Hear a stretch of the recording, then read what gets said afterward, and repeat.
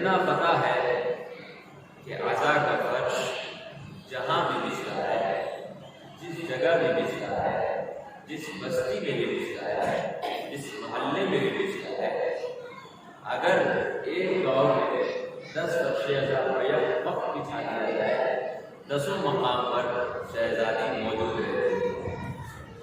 اچھا، اس میں تعجب کی بات نہیں، اس لیے کہ یہ ان کی زوجہ ہیں کہ جن کے بارے میں ملتا ہے کہ ایک وقت میں 40 جگہ پہ لوگوں نے دیکھا تھا۔ امام علی علیہ السلام کی جو ذات ہے وہ یہی نا، ان کے بارے میں ملتا ہے کہ ایک ہی وقت میں 40 جگہ پہ موجود تھے اور لوگوں نے دیکھا۔ یہ روایات میں بھی یہ بات ہے۔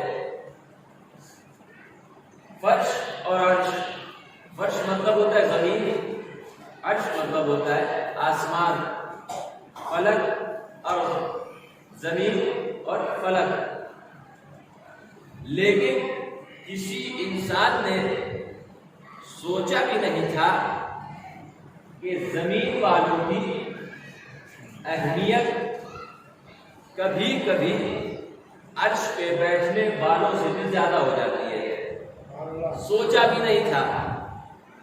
امام حسین علیہ السلام کے بدولت اور محرم کے دم پر ہمیں ایسی دولت مل گئی کہ ہمیں بلند ہونے کے لیے عرش پہ جانا نہیں پڑا، بلکہ فرش پہ آسمان والوں کو ہم نے بلا لیا، بیٹھے بیٹھے بلندی حاصل ہو گئی، بیٹھے بیٹھے بلندی حاصل ہو گئی۔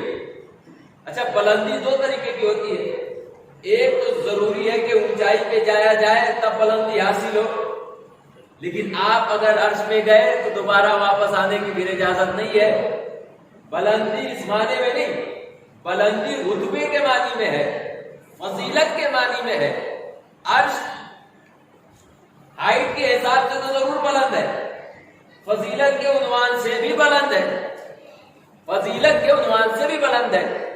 حور و ملک وہاں پر ہے، خدا بند عالم کا اکثر نظام وہاں پہ چلتے ہیں، لیکن فرش پہ بیٹھنے والے بھی کسی مقام پر بلند ہو سکتے ہیں۔ اس کے لیے شرط ہے کہ عرش والے اس کے پہلو میں آ کر بیٹھ جائیں، اس کی ہم نشینی اختیار کر لیں، اس کے ساتھ میں بیٹھ جائیں، پھر سمجھ میں آ جائے گا۔ ہاں، وہاں پر اگر جنت کے باغات ہیں تو فرش عزا پہ جنت کو تقسیم کرنے والے جوانان جنت کے سردار ہیں۔ عرش کے بعد اگر سورج ہے تو تاریخ میں ہے کہ فرش پہ جب فرش عزا بچھا دیا جاتا ہے تو مولا کائنات کی تشریف لاتے ہیں، اس کو پلٹانے والے ہمارے پاس، چاند عرش پر ہے اس کے ٹکڑے کرنے والے ہمارے پاس۔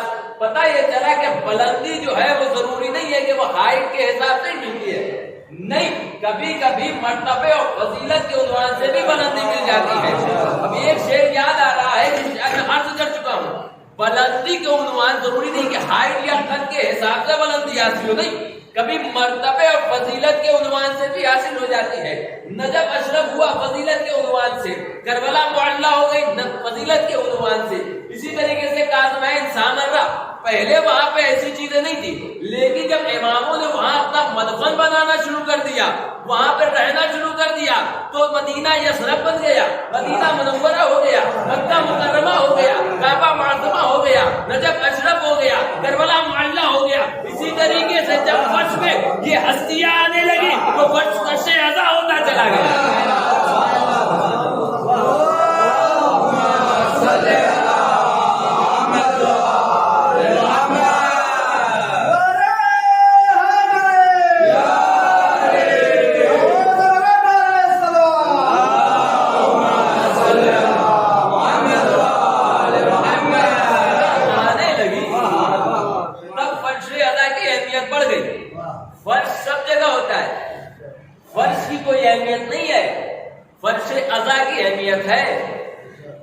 جلسہ کی اہمیت نہیں ہے، فرش عزا کی اہمیت ہے، کیونکہ یہ عزاداری سے وابستہ ہو گئی۔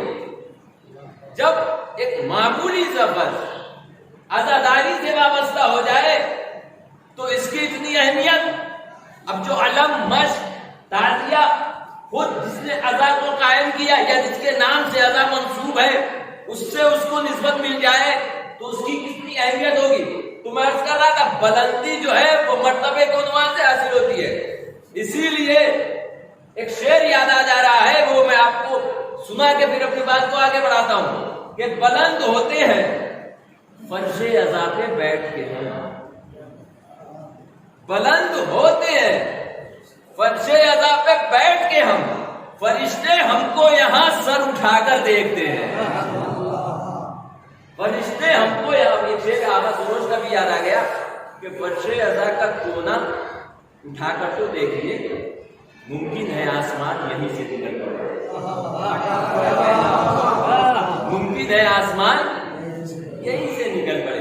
اچھا فرش عزا کی ایک پہلی بات واضح ہو گئی، تو اب ہر جگہ فرش عزا بچھنے لگا، کچھ لوگ شوق سے لوگوں کو بھیجنے لگے، کچھ لوگ شوق سے لوگوں کو منع کرنے لگے، نہیں ان کے فرش میں مت جاؤ، ان کی مجلسوں میں مت جاؤ، ان کی عزاداری میں مت جاؤ، ان کی حدیثوں میں مت جاؤ، ان کے بیانات مت سنو، نہیں تو گمراہ ہو جاؤ گے، راستے سے بھٹک جاؤ گے، بہک جاؤ گے۔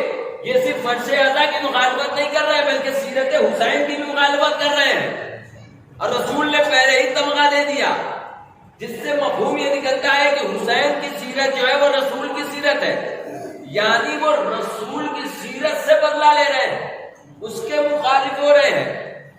جو بھائی فرش عزا پہ آنے دیجئے، یہ فرش اسی لیے ہے کہ تاکہ جو دین صحیح معنوں میں ہونا چاہیے اس دین کی پہچان کروائی جائے، بتایا تو جائے کہ رسول کے ساتھ رہنے والے میں ہر رہنے والا اچھا نہیں ہوتا ہے، اس میں کچھ برے بھی ہیں کچھ اچھے بھی ہیں، یہ فرش عزا بتائے گا ان میں اچھا کون ہے ان میں برا کون ہے۔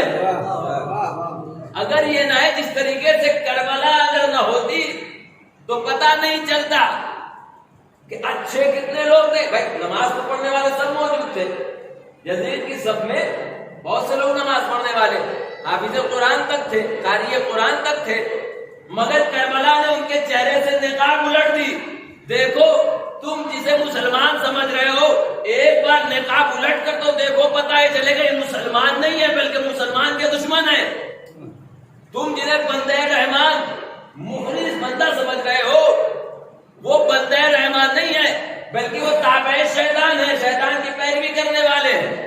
کربلا کا کام یہ تھا، فرش عزا کا بھی یہی کام ہے، حقیقت سے پردے اٹھانے کا نام ہے فرش عزا، اور یہی کام ہے دولت فرش عزا کو ہاتھ میں رکھے رہو، دولت فرش عزا کو ہاتھ میں رکھے رہو، پھر زبان سے یا حسین ابن علی کہتے رہو۔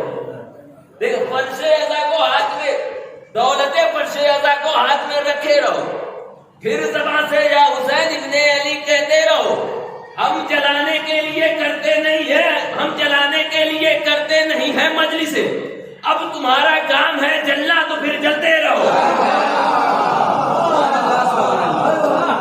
ہم جلانے کے لیے کرتے نہیں، یہ بات وہ کہتے ہیں کہ یہ جلانے کے لیے مجلسوں میں اضافہ ہو رہا ہے، نہیں جلانے کے لیے نہیں کرتے ہیں، ہم تو حق ہی نہیں ادا کر پا رہے ہیں، تو چاہ رہے ہیں کہ ہر دن مجلسیں بڑھے، پروگرام بڑھے، عزاداری کی شان بڑھے، لوگ ہجوم آتے چلے جائیں۔ جس طریقے سے کربلا میں پہلے کم زائرین آتے تھے، تعداد بڑھتی چلی گئی، تعداد یہاں تک بڑھتی چلی گئی، 4.5 کروڑ 5 کروڑ تک یہ تعداد تجاوز کر گئی، چلی گئی۔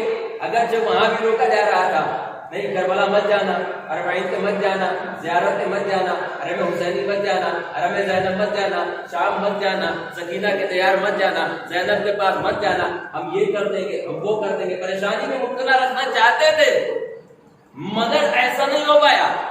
جتنی زیادہ دھمکیاں یا جتنے زیادہ ٹارچر کیے گئے، عزاداروں کے دل اتنے ہی زیادہ وسیع ہوتے چلے گئے، کیونکہ عرش اولا اور فرش عزا دونوں میں بس ایک بات کا فرق ہے، عرش اولا پہ تارے چمکتے ہیں، فرش عزا پہ عزادار چمکتے ہیں۔ نہ تو عرش اولا کی کسی چیز کو چمکنے سے روکا جا سکتا ہے، جان میں ہمت نہیں ہے وہ ستارے کی روشنی کو روک سکے، سورج میں ہمت نہیں ہے وہ ستارے کی روشنی کو روک سکے۔ مطلب یہ ہے عرش اولا کی خوبصورتی جس سے ہے اس چیز کو باقی رکھنا ہے، فرش عزا کی خوبصورتی جس سے ہے اس کو باقی رہنا ہے۔ بھائی زمین کی خوبصورتی آپ ہی سے تو ہے، عزاداروں سے ہی تو ہے، امام حسین کے غم میں رونے والوں سے ہی تو ہے، اور کس سے؟ آپ ہیں تو یہ جہاں ہے، کیونکہ دعائے فاطمہ زہرا ہیں آپ، جس دن ختم ہو گئے، جن کے صدقے میں یہ کائنات ختم کی گئی ہے۔ اگر ان کے چاہنے والے ہی فائدہ نہ حاصل کریں زمین سے، فائدہ نہ حاصل کریں سورج کی گرمی سے، فائدہ نہ حاصل کریں برسات سے، فائدہ نہ حاصل کریں بارش سے، پھر کون استفادہ کرے گا؟ کون فائدہ حاصل کرے گا؟ یہ ہے عزیزان کے 2 محرم، آج 3 محرم ہو گئی، ابھی تک جو گفتگو فرش ازا محرم کربلا اسی پہ جاری تھی۔ اب آئیے تھوڑی دیر کے لیے اب آپ کے اذہان کو موڑ دیتے ہیں، مقصد وہی، مقصد کربلا ہی ہے، لیکن میں نے کل اشارہ بھی کیا تھا کہ 3 امام جس جنگ کو فتح کرنے کے لیے چلے جائیں، اس جنگ کو فتح ہونی ہی تھی۔ 3 امام میں نے جو سرنامہ سخن کلام قرار دیا ہے وہ امام کے اوپر ہے، اور اس بیان بھی مولا علی کر رہے ہیں، امام علی علیہ السلام کا۔ یہ بہت کم لوگوں تک شاید یہ جملہ پہنچا ہوگا مولا امام نے فرمایا الا وَإِنَّ لِكُلِّ مَأْمُومٍ اماما، یاد رکھو ہر معموم کا ایک امام ہوتا ہے۔ نہج البلاغہ میں مولانا نے ارشاد فرمایا، نہج البلاغہ جیسی کتاب بعد از قرآن اس دنیا میں نہ کسی نے لکھی ہے اور قیامت تک کوئی لکھ پائے گا۔ نہج البلاغہ ایسی کتاب ہے۔ اچھا کس کی کتاب؟ مولا علی، بلاغت کے عظیم درجے پہ فائز، جس طریقے سے ان کی تلوار 70 نسلوں کا جائزہ لیتے ہوئے چلتی تھی، اسی طریقے سے قلم بھی تھی کہ ایسا خطبہ اس نے تحریر فرما دیا کہ آپ پڑھتے رہ جائیے، کہیں الف تک نہ ملے گا۔ عربی زبان یا اردو زبان میں آپ کچھ بھی لکھیے پڑھیے، ایک لائن بھی لکھیں گے مشکل سے، آپ کو کہیں نہ کہیں سے الف یا کہیں نہ کہیں سے نقطہ لانا ہی پڑے گا۔ ایک وسیع خطبہ امام نے اس میں ارشاد فرما دیا۔ اچھا اس سے پہلے کا بیک گراؤنڈ یہ ہے کہ ایک شخص آیا امام کے پاس اور آنے کے بعد کہا کہ کیا عرب والوں میں، تو اس وقت بلاغت بڑی عروج پہ تھی، ادبیات کی بہت زیادہ کمپٹیشن تھا، مقابلہ تھا، کیا عرب والوں میں کسی نے بغیر الف کے کچھ تحریر کیا ہے؟ اور یہ کہہ کس سے رہا ہے؟ مولا کائنات سے۔ کیا کسی نے تحریر کیا ہے؟ امام علی گویا ہوئے ابھی تک تو تحریر نہیں کیا ہے، کہو تو ابھی لکھ کر دکھا دوں۔ پھر امام نے 1.5 سے 2 صفحے کا ایسا خطبہ لکھ دیا، پڑھ لیجئے، کہیں پہ الف بھی نظر نہیں آئے گا۔ پھر اس نے کہا کہ اچھا یہ بات ہے، کیا عرب والوں میں کسی نے بغیر نقطے کے کچھ لکھا ہے؟ امام نے کہا ابھی تک تو نہیں لکھا ہے، کہو تو ابھی لکھ کر دکھا دو۔ پھر امام نے لکھ دیا، اب زمانہ دیکھ رہا ہے، اس کو پڑھ رہا ہے، اس کی فکر ہے، اسی کتاب میں امام نے فرمایا الا وَإِنَّ لِكُلِّ مَأْمُومٍ اماما، یاد رکھو ہر معمول کے لیے ایک امام ہوتا ہے۔ علامہ علی نے امام کی جو تعریف کی ہے، الامامۃ ریاست عامہ فی امور الدین والدنیا نیابۃ عن النبی، امامت یعنی امام اسے کہتے ہیں جو دین اور دنیا کے معاملات میں نبی کی نیابت کرے، اسے کہتے ہیں امام۔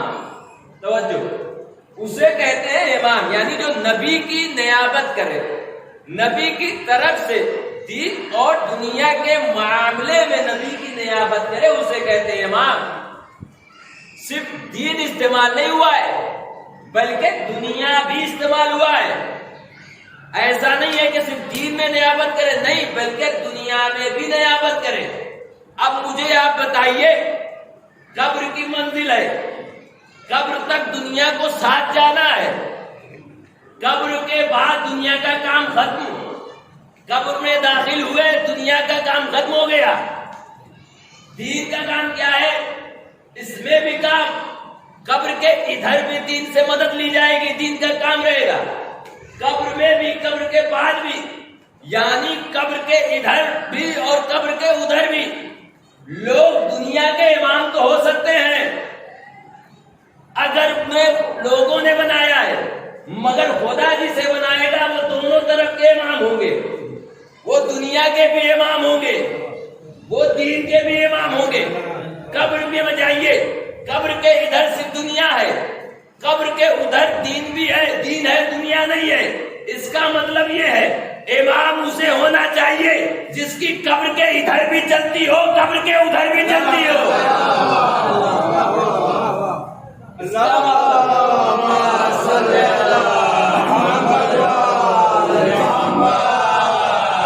امام اسے ہونا چاہیے جس کی قبر کے ادھر بھی چلتی ہو، قبر کے ادھر بھی چلتی ہو۔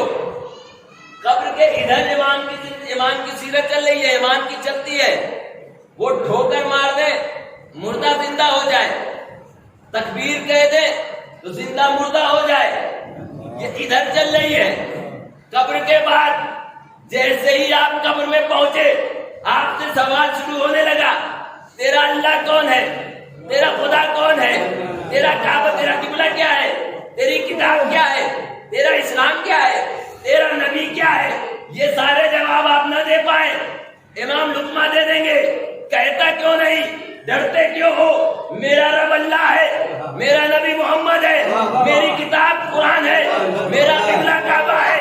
اب منزل آئی، قبر کے ادھر بھی چلنا والا جس کی چلے وہ امام ہو۔ سوال ہونے لگا، اب یہ بتاؤ تمہارا امام کون ہے؟ اگر صحیح معرفت نہ رہی، یہاں پر دماغ سے کام نہ لیا، علی کی زندگی کو نہ پڑا، وہاں بھٹک گئے، پریشان ہو گئے، فرشتوں کی ہولناک تصویروں سے ڈر گئے، جواب دے تو کیا دیں، جواب دے تو کیا دیں؟ اب جیسے ہی یہاں پر بندہ خدا خاموش ہوا، عاشق علی خاموش ہوا، فوراً علی نے اپنی وہاں چلائی، تھوڑی دیر خاموش رہے، ایک بار خاموش رہے، دو بار خاموش رہے، تین بار خاموش رہے۔ اب جب جواب نہ دے پائے، اس کا مطلب یہ ہے تم نے زندگی میں علی سے محبت نہیں کی ہے، مرنے کے بعد بھی علی تمہاری مدد نہیں کرے گا، مرنے کے بعد بھی علی تمہاری مدد نہیں کرے گا۔ وہاں پہ بھی چلاتے ہیں، یہاں پہ بھی چلے گی۔ اگر آپ عاشق رسول عاشق علی ہوں گے تو فوراً جواب دے دیں گے۔ اب وہاں پہ کس طریقے سے چلنی ہے؟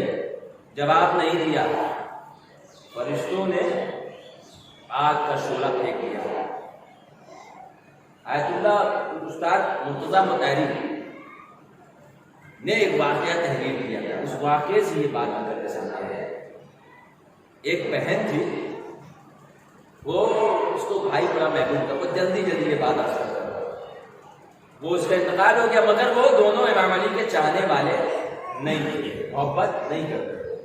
قبر میں چلے گئے، اٹھا کے دیکھیے گا اس بار کی جنتری میں بھی شاید وہ واقعہ مل جائے گا آپ کو۔ قبر میں چلے گئے، اب جب قبر میں گئے تو اس نے فرمائش کر دی کہ بھائی کو دفن کیا جا رہا ہے، بغل میں میری بھی قبر بنا دی جائے اور میں بھی لیٹوں گی، ادھر میں، ادھر ان کا بھائی مر چکا ہے، اب دونوں امام علی کے چاہنے والے نہیں۔ اس نے کہا کہ سوراخ کر دیا جائے۔ اب جب سوراخ کیا گیا، کیوں؟ تاکہ میں دیکھوں کہ قبر میں آخر ہو کیا رہا۔ اسی واقعے سے استنباط کے یہ نتیجہ وہ کیا رہا۔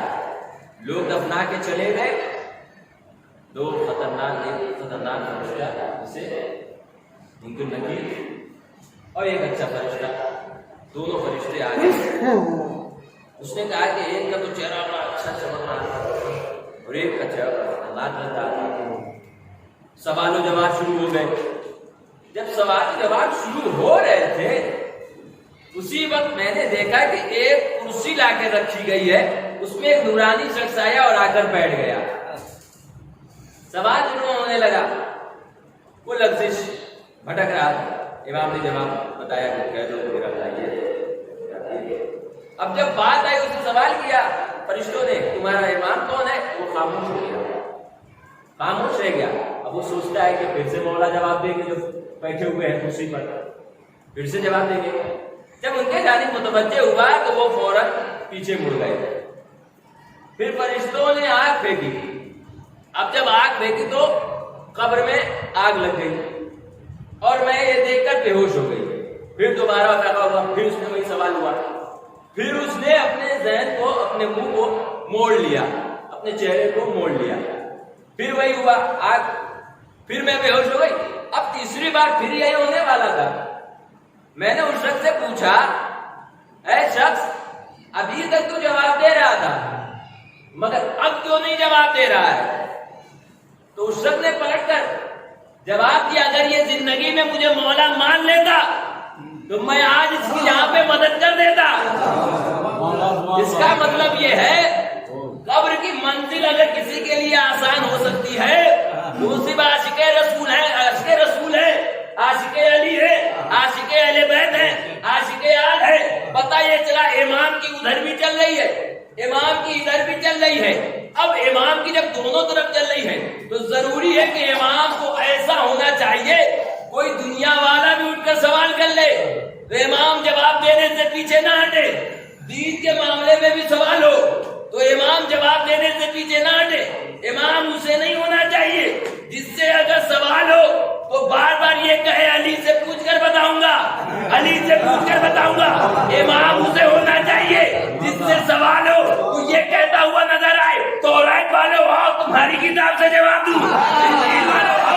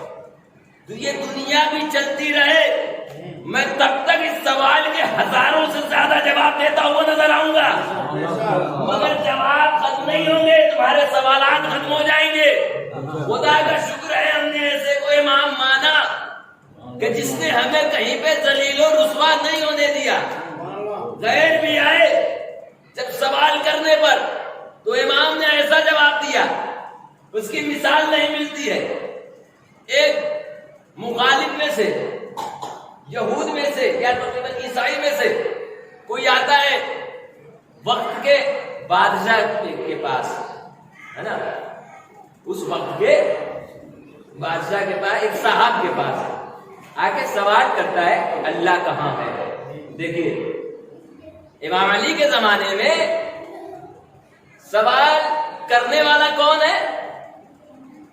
سوال کرنے والا ہے یہودی یا عیسائی؟ اس میں تھوڑا سا یہودی ہے یا عیسائی ہے؟ بہرحال مسلمان تو نہیں ہے نا۔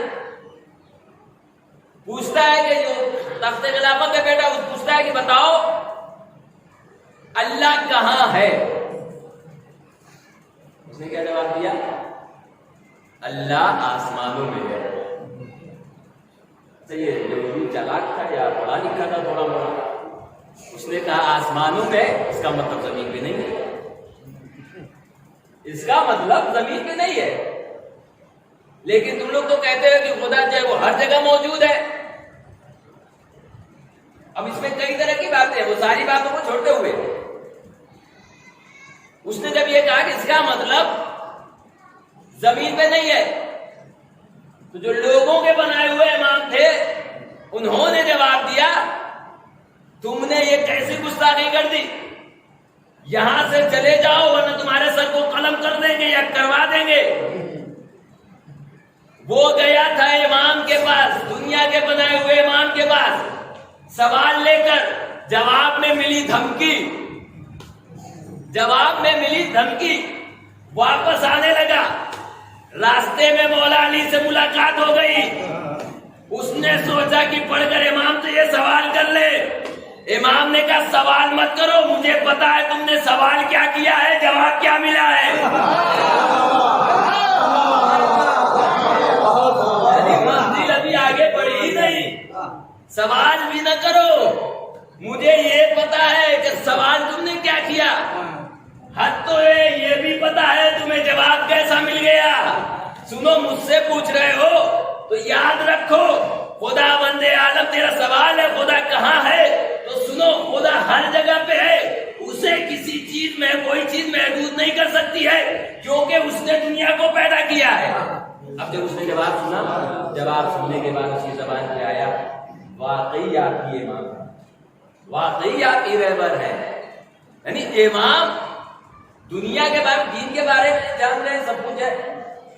یہاں تک ایک شخص زندگی واقعہ اور یاد آ گیا، مولا علی کے فضائل کی بات آتی ہے نا، بات ایسی نکلتی چلی جاتی، فضیلتیں ہیں، لوگ کہتے ہیں کہ کتنا علی کی فضیلت پڑھی جائے، کتنے فضائل پڑھے جائے، یقین جانیے ابھی تک فضائل علی کا 1% یا کچھ بھی نہیں پڑھا گیا۔ بڑی بڑی کتابیں جو ٹرانسلیٹ نہیں ہوا ہے اردو میں، کتابیں اٹھا کر دیکھیے تو آپ کی آنکھیں خیرہ ہو جائیں گی۔ اب یہ ایک شخص آگے بڑھا،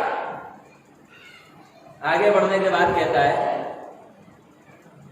کہ تم میں سے، اچھا وہ پروفیسر بھی تھا، تم میں سے وہ کون ہے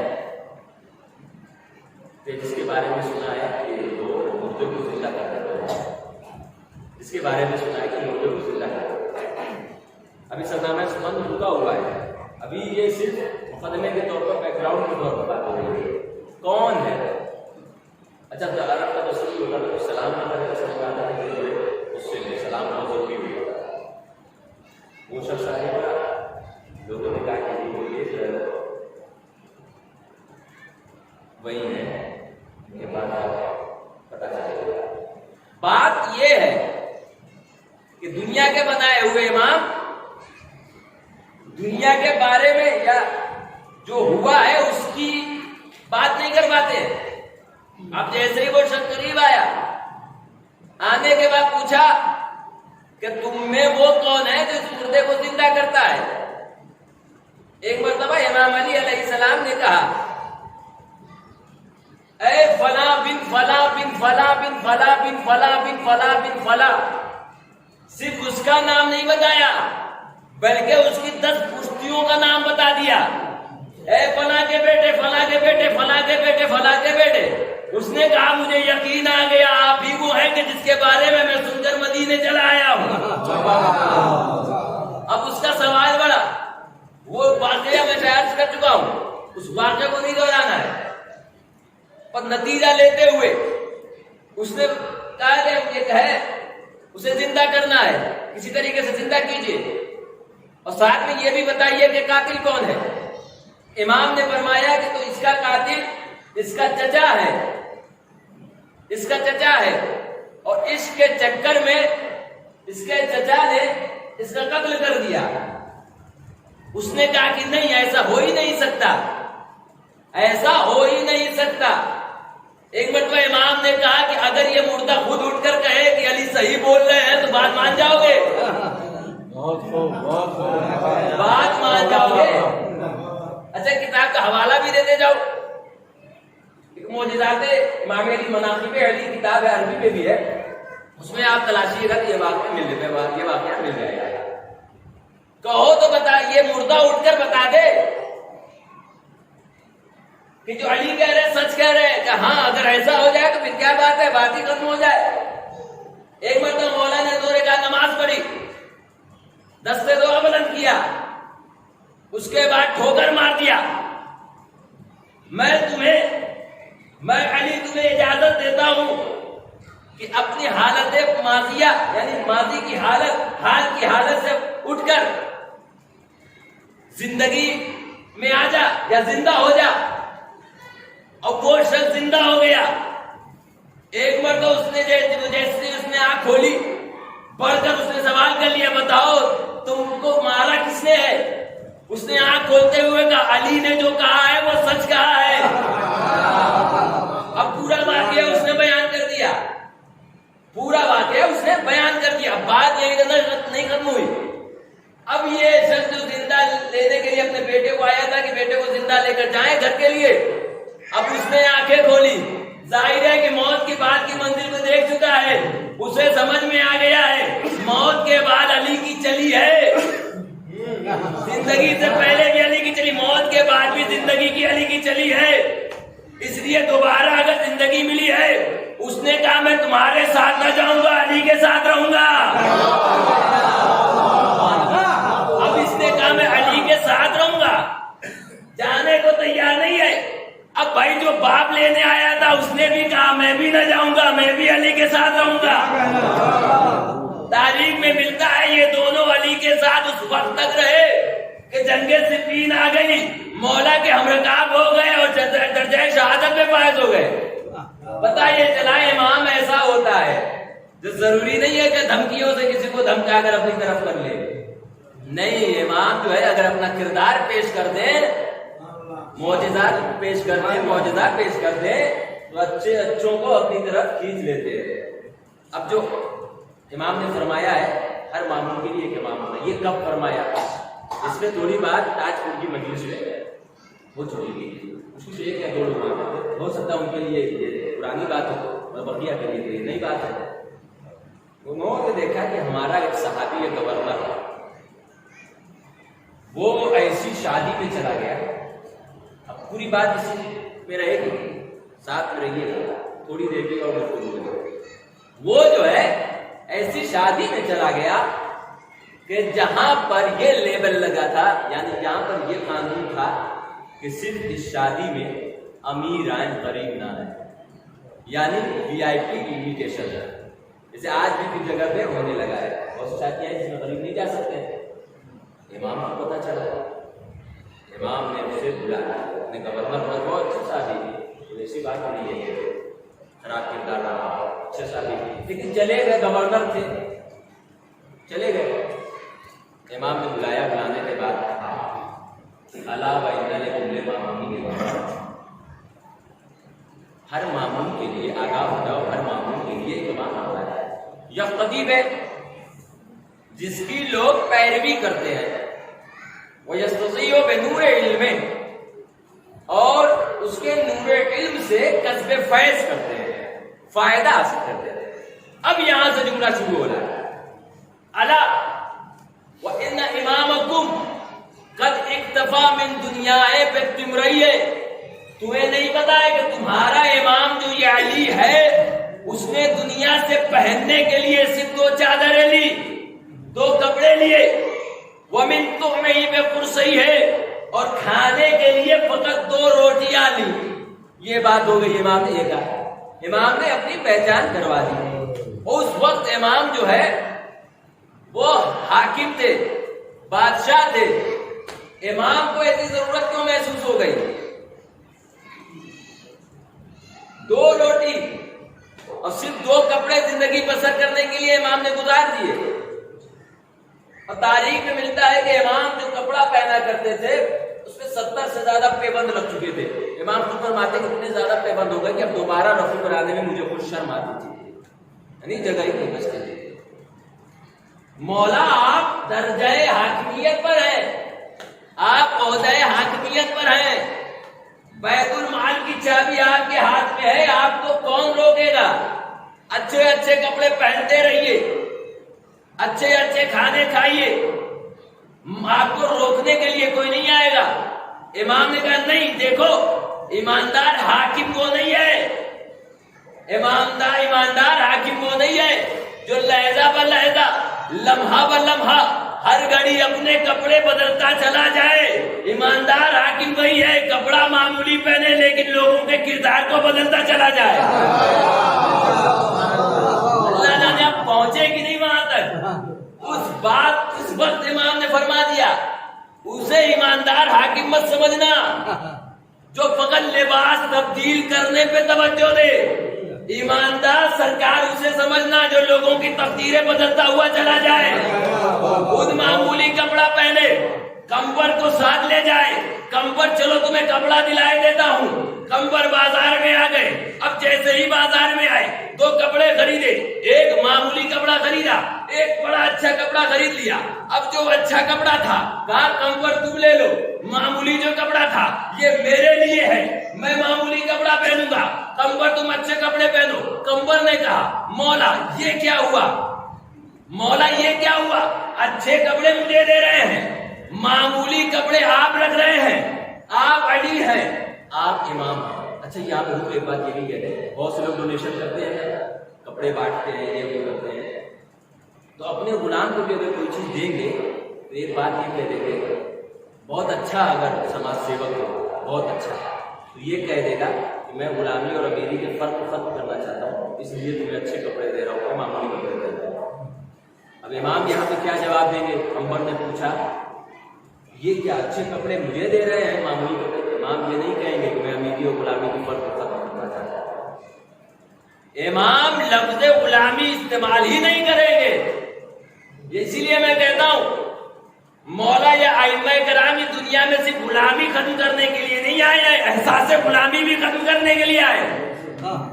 کمبر نے پوچھا مولا معمولی کپڑے آپ لے رہے ہیں، اچھے کپڑے مجھے دے رہے ہیں، دیکھیں توجہ، اچھے کپڑے مجھے دے رہے ہیں، معمولی کپڑے آپ لے رہے ہیں۔ ایک مرتبہ میرے مولا نے کمبر کے کاندھے پہ ہاتھ رکھا، ہاتھ رکھنے کے بعد کہا کمبر تم جوان ہو، علی بوڑھا ہو گیا ہے، کمبر تم جوان ہو، علی بوڑھا ہو چکا ہے، جوانوں کو اچھے کپڑے پہننا چاہیے۔ اس کا مطلب یہ ہے مولا نے ایسا جواب دے دیا، اب دنیا کے تمام سماج سیوک ایسا جواب دیتے رہ جائے مگر علی کے اس جواب کی برابری نہیں کر سکتے ہیں۔ اچھا مولا کہہ سکتے تھے، دیکھیں اس میں بڑا عظیم ہوتا ہے، مولا کہہ سکتے تھے کمبر تم غلام ہو تو کیا ہوا، تمہیں بھی اچھے کپڑے پہننے کا حق ہے، لیکن مولا جو جسے اپنے ساتھ لے رہے ہیں وہ بھی دنیا والوں کو بتانا چاہتے ہیں دیکھو علی کی غلامی کو غلامی مت سمجھنا، بلکہ یہ بادشاہت ہے، بادشاہت ہے۔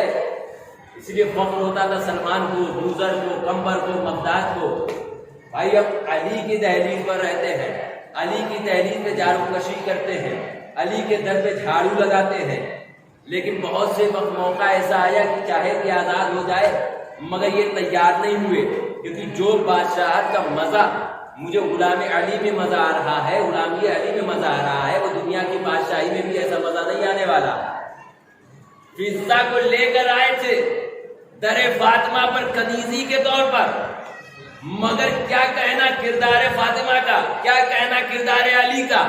جب فضہ ان ہستیوں کے ساتھ رہنے لگی تو 20 سال تک قرآن کے زبان میں باتیں کرنا شروع کر دیا اور دشمن کو بتا دیا کہ دیکھو جو بھی عاشق علی ہے اس کا مرتبہ، اس کا درجہ الگ ہے، کمبر تم اچھے کپڑے پہنو، علی بولا بات، بس اب کی یہی بات تمام کرتے ہیں۔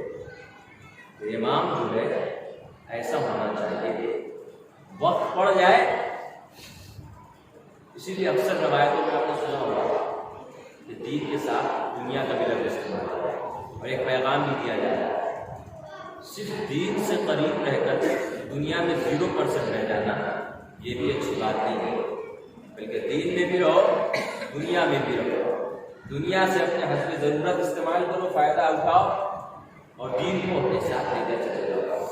انجینئر بنو، ڈاکٹر بنو، پروفیسر بنو، افسر بنو، یہ دنیا کا تقاضا ہے، مگر دیندار انجینئر بنو، دیندار ڈاکٹر بنو، دیندار افسر بنو، دیندار یہ ساری جو ہے وہ سب بنو، یہ دین کا تقاضا ہے۔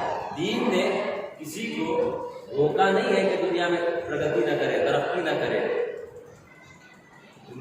دین نے منع نہیں کیا ہے، لیکن دین نے شرط لگائی ہے ترقی ضرور کرو مگر دین کے آئینے میں ترقی کرو۔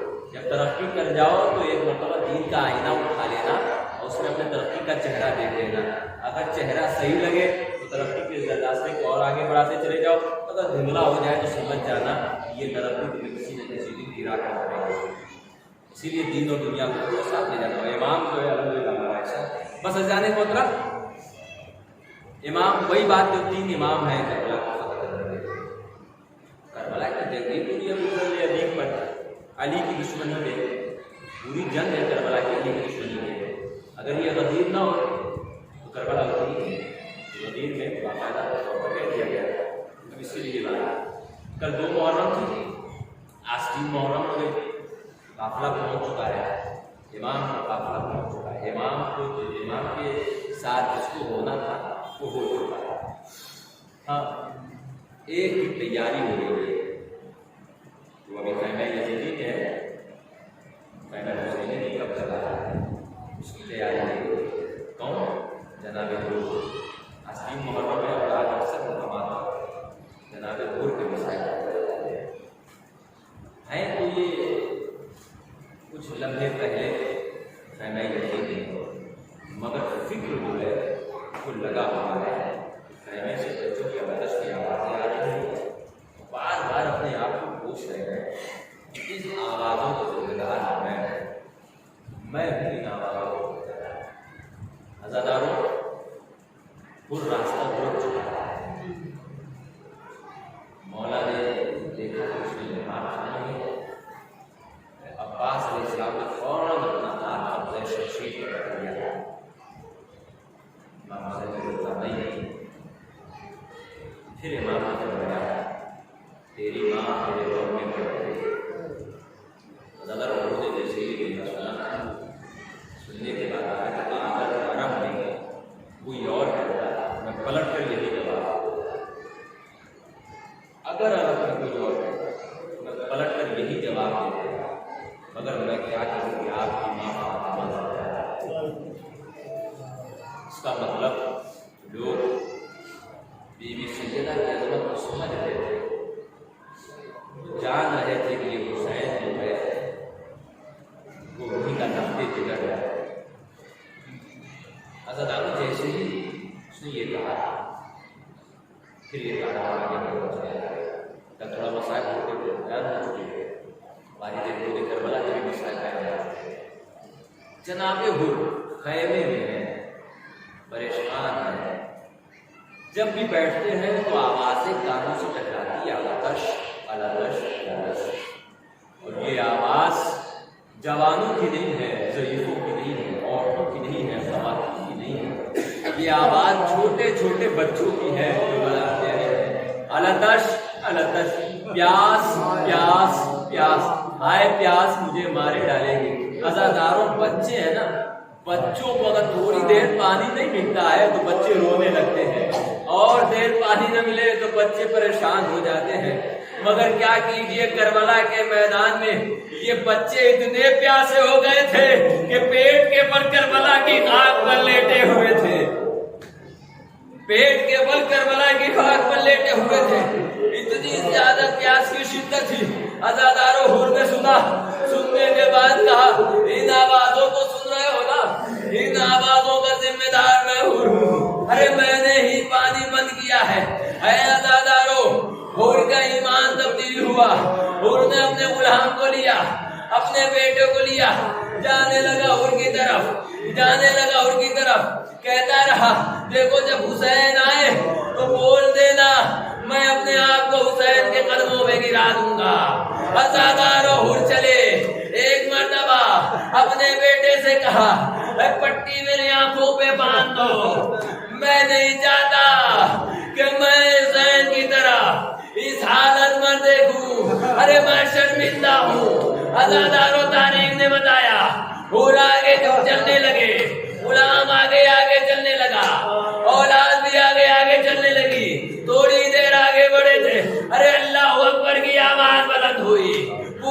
پہ پتا چلا ارے اکبر پہ استقبال چلے آ رہے ہیں. عزادارو قافلہ اور آگے بڑھا, پھر آواز دی ارے عباس پہ استقبال چلے آ رہے ہیں.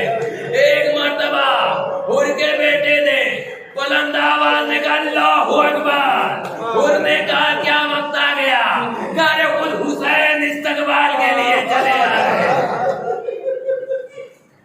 عزادارو حر نے جیسے ہی سنا, حسین استقبال کے لیے چلے آئے. ایک مرتبہ کہا جیسے ہی حسین ہم سے قریب ہو جائے بتا دینا میں اپنے آپ کو حسین کے قدموں میں رکھ دوں گا. عزادارو جیسے ہی حسین آئے حر نے چاہا کہ بیٹھ جائے. ایک مرتبہ حسین نے بازو تھامنے کے بعد کہا حر آ جا میرے سینے سے لگ جا. انہوں نے کہا مولا میں بہت شرمندہ ہوں. حر نے کہا, مولا نے جواب دیا اے حر ایسا نہ کہو, تمہاری ماں نے تمہارا بڑا اچھا نام رکھا ہے. عزادارو ساری روایت کو جوڑتے ہوئے حر نے جنگ کی تیاری کرنا شروع کر دیا. بس ہم نے بیٹے کو بھیجا, اب غلام شہید ہو چکے ہیں, بیٹے جانے کو تیار ہے, اب حر یہاں سے جائیں گے. ایک مرتبہ حر کا بیٹا میدان میں پہنچا. اب جیسے ہی پہنچا جنگ کے جوہر دکھا رہا ہے, جنگ کے مظاہرے کر رہا ہے. ارے گھوڑے پہ سنبھل نہ سکا, پیاس کی شدت تھوڑی وہاں پر بھی آ گئی تھی. عزادارو تاریخ کے جملے ہیں, ارے وہ دیکھ کے تاب نہ لا سکا. حر کا بیٹا فرش سے نیچے آنے لگا. ایک مرتبہ آواز دی بابا حر میری مدد کو چلے آئیے. عزادارو حر اٹھے کہ جائے بیٹے کی طرف. اب جیسے ہی قریب پہنچے کیا دیکھتے ہیں, ارے حر کا بیٹا ہے, حسین کا سانو ہے.